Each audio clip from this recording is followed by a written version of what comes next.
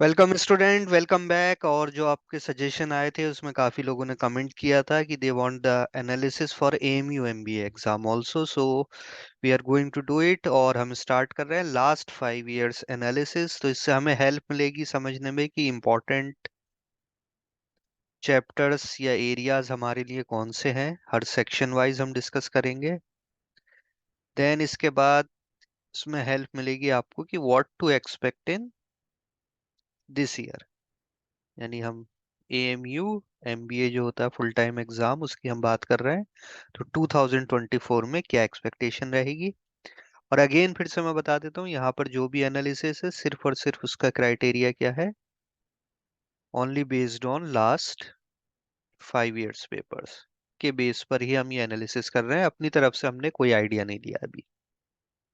तो स्टार्ट करते हैं AMU last 5 year question paper analysis. पहले हम देख लेते हैं ओवरऑल टोटल कितने क्वेश्चंस थे। तो हर ईयर अभी तक जो पैटर्न रहा है 2019 से, उसमें 100 क्वेश्चंस आते हैं आपको मिलेंगे। तो क्यूए एलआरडीआई आप देखेंगे, पहले 55 थे, फिर 50 हो गए।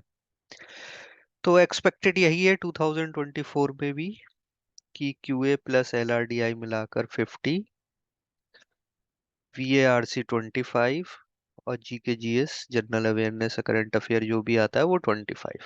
तो हम यही एक्सपेक्टेड मान के चलेंगे तैयारी के लिए। देन क्यूए एलआरडीआई को भी मैंने ब्रेक कर लिया है। तो क्यूए आप देख सकते हैं 25, 35, 25, 25, 28। तो क्यूए यानी हम अप्रोक्सीमेटली वही ले लेते हैं 25, 26, इसी के अराउंड कुछ क्वेश्चंस रहेंगे। एलआर की अगर हम बात करें 15, 10, 15, 11, 11। तो 12, 13 हम मान के चल सकते हैं। देन डीआई प्लस डीएस भी अगेन 12, 13, इसी के अराउंड कुछ क्वेश्चंस का पैटर्न रहेगा। तो ये एक एक्सपेक्टेड हम एक रेंज ले लेते हैं अपने हिसाब से तैयारी के लिए, ताकि हमें पता चले कि किस सेक्शन में कितना टाइम हमें डिस्ट्रीब्यूट करना है। नेक्स्ट आते हैं क्वांट के इंपॉर्टेंट चैप्टर्स। तो देखिए, सबसे इंपॉर्टेंट लीनियर के हमेशा आते हैं। लीनियर में मतलब आपको मान सकते हैं 3 से 4 क्वेश्चन आपको मिलेंगे लीनियर इक्वेशन में। नॉर्मली जो पैटर्न है, अगर आप क्वेश्चन देखेंगे तो सिंपल सिंपल होते हैं। कोई सिचुएशन है कि एक नंबर है, उसको 3 से मल्टीप्लाई किया, फिर उसका 1/3 से फ्रैक्शन बना दिया, तो आंसर हमें इतना मिला, तो बताओ क्या आएगा। तो सिंपल आप इक्वेशन बना के उसे सॉल्व कर सकते हैं। उसी पे बेस ज्यादातर क्वेश्चंस रहे हैं। सेकंड, अगर कोऑर्डिनेट ज्योमेट्री इन कोऑर्डिनेट, तो यहाँ पे थोड़ा सा एनालिसिस में आपको अपनी तरफ से दिमाग लगाना पड़ेगा, इसलिए मैं पूरे विजिबल कर रखा है, सारे आपको दिखा रखे कि आप देखिए 1920 में तो ज्योमेट्री के बहुत क्वेश्चंस थे, लेकिन उसके बाद से कम होते जा रहे हैं। तो ये यानी कि अब जो लेटेस्ट, अगर हम पिछले 3 ईयर की बात करें तो इतना इम्पोर्टेंट नहीं है।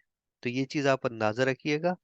मेंसुरेशंस भी उसी हिसाब से, पहले ज्यादा थी अब कम होती चली जा रही है। परसेंटेजेस तो हमेशा इंपॉर्टेंट होता है, नंबर सिस्टम रेशियो ये सब में रहते हैं।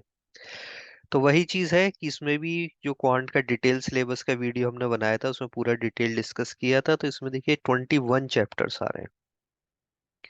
तो 21 चैप्टर्स, अब आपको अपना टाइम के हिसाब से अंदाजा रखना है कि जो पहले से तैयारी कर रहे हैं उनको एक तरीके से रिवीजन करना है। तो क्या कर सकते हैं वो, इसमें से टॉप 12, 13 चैप्टर्स लेके उस पर अच्छे से फोकस कर सकते हैं।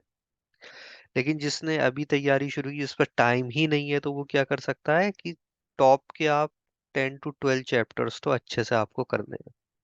मेन उन्हीं पे फोकस रखिए हर सेक्शन का। जैसे क्वांट में है तो क्वांट के टॉप के ले लिया आप, 50 to 60% चैप्टर्स लेके उन पे आप फोकस अपना रखिए। तो ये ब्रेकअप है हर चैप्टर का। आप देख सकते हैं कितने क्वेश्चन एक्सपेक्टेड हैं, जैसे percentage, number system, ratio, 2 to 2 question दिख रहे हैं हमें। Permutation, set theory, CISI 1 1 question है। तो ये एक रेंज आपको आइडिया हो जाएगा कि आपको कितना टाइम देना है, किस टाइप के क्वेश्चन पे ज्यादा फोकस करना है। नेक्स्ट हम आते हैं LR, लॉजिकल रीजनिंग। तो लॉजिकल रीजनिंग में भी सबसे ज्यादा पजल की फॉर्म। तो पजल भी अगेन वही सिंपल वन लाइनर इक्वेशन बनाने वाली पजल रहती है। कोडिंग डिकोडिंग है, analogy, series, classification, blood relation, clock and time, cube dice, ranking, ordering, direction, distance, calendar arrangement, ये सब है।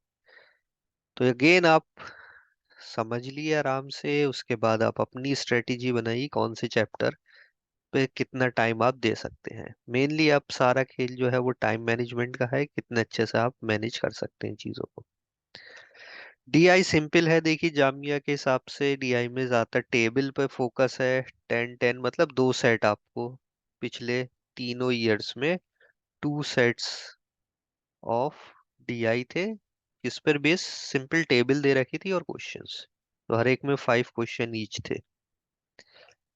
डेटा सफिशिएंसी पिछले साल सिर्फ एक ही आया था, अदरवाइज आप देखेंगे कि हर साल रहता है। तो आपके लिए इंपॉर्टेंट टेबल्स वाला डीआई है और उसके बाद डेटा सफिशिएंसी। डेटा सफिशिएंसी वगैरह सबके वीडियोस आपको लिंक में मिल जाएंगे, आप चैनल में जाके प्लेलिस्ट देखेंगे, वहां पर सब अवेलेबल है आपके लिए। Fill in the blanks, VARC की बात करें, fill in the blanks top पे आता है। देन रीडिंग कॉम्प्रिहेंशन, एक कॉम्प्रिहेंशन हर एग्जाम में अभी तक आया है 5 क्वेश्चंस का, तो एक आरसी तो आना ही आना है, डेफिनेट है।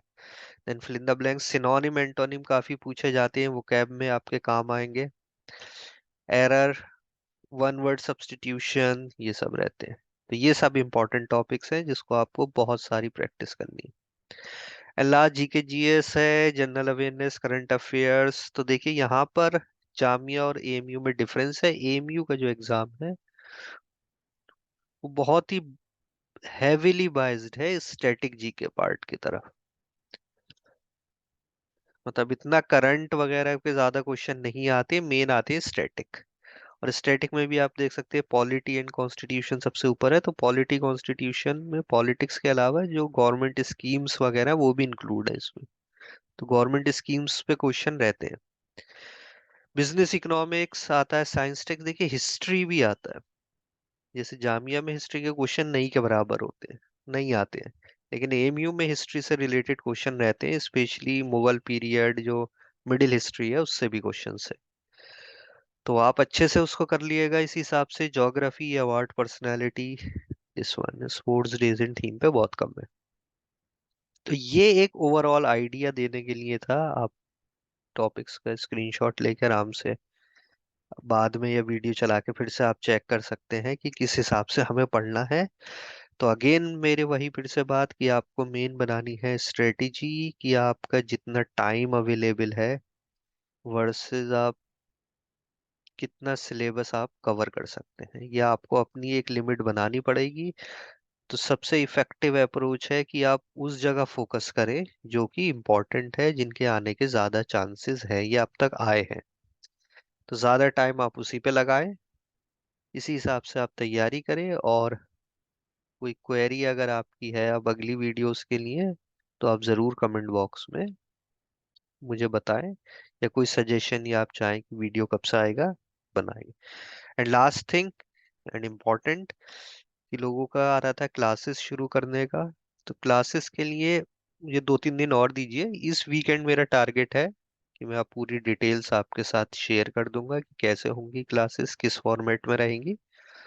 तो 2-3 दिन आप और दे दिए बस, इसके बाद हम क्लासेस को भी स्टार्ट कर देंगे। So thank you for watching.